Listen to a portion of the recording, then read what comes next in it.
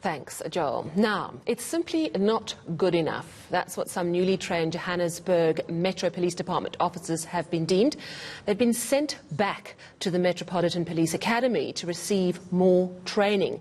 Some of the 1,000 officers who were passed reportedly cannot use weapons or drive. Well, Johannesburg Metro Police Department spokesperson Wayne Minnaar joins me in studio now. Wayne, thank you very much for coming in. This is frankly embarrassing.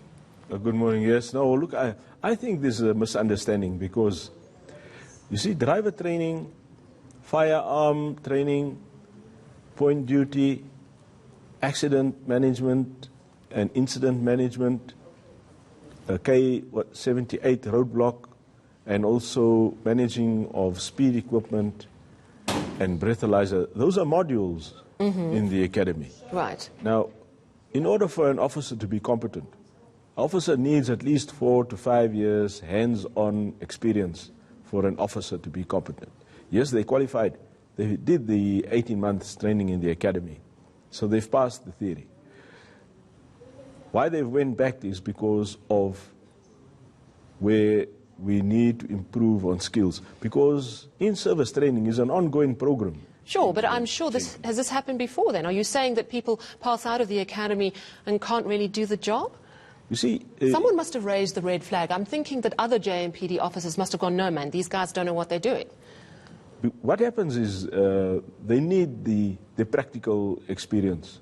Sure they do. In order for them to be able to be competent. But some of them are phobic about driving, apparently. Is that true? You see, there's a difference between regular driving and driving of a patrol car. But if you're phobic about being in traffic and directing traffic, surely that's quite a big red flag that you shouldn't be a traffic officer. Yes, no. How is it not picked up in 18 months of training? You see, the 18 months in the academy, they inside a building where they're doing theory. It's not on-the-job practical experience. Why we needed to take them back is for the improvement of skill, because the training in the academy or in-service training gets done regularly. It's when there's induction, people have to go back to the academy. After promotion, when there's a need for specific improvement or training or for upskilling of individuals, they have to go to the academy. So in-service training gets done regularly. But you say there's no practical training in the 18 months at this academy?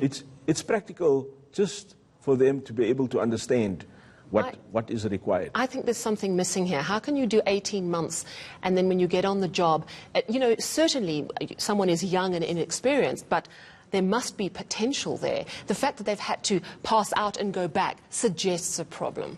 No, for sure. Look, it's not all 1,000 who have got how many the same problem. Yeah. So what we're doing now, we're assessing the individuals individually to see where the shortcoming is and then assist them. But how can that not happen in the training academy itself? This is what I simply don't understand. Oh, well, look, in-service training... 18 months. In-service training gets done all the time. For as long as I've been an officer, when I started at the age of 21, there has been in-service training been done at the academy. So it will always be there. There will always be a need for training, upskilling, improving on individuals. But this is not standard. What's happening now is not standard, sort of going back and brushing up your skills. This is clearly experienced traffic officers who've looked at these new recruits and gone, no, these people simply don't have the skills. Am I right? No. You see, an officer who comes out of the academy can't be given a firearm. These officers have not got firearms. But someone who's scared of traffic shouldn't be a traffic officer. And that should be picked up actually even in the recruitment phase, or at least in the first few months. I simply don't understand this. Surely there must be consequences for something like this. There's no wrong in taking of these young people back to the academy for training. I believe it can only do them good.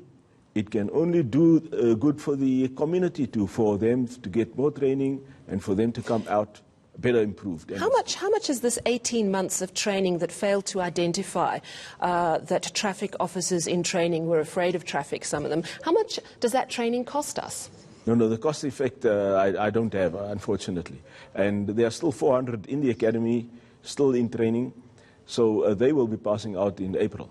Surely you must be asking questions about whether the training course is practical enough, whether it's picking up skills sufficiently. Are you asking those questions about the college? Sure enough, what had happened was that they had passed. There's no doubt about that. They passed the theory aspect of it, and now they've gone back for improvement of skill where there is a need for improvement, because all 1,000 don't have the same issue or problem.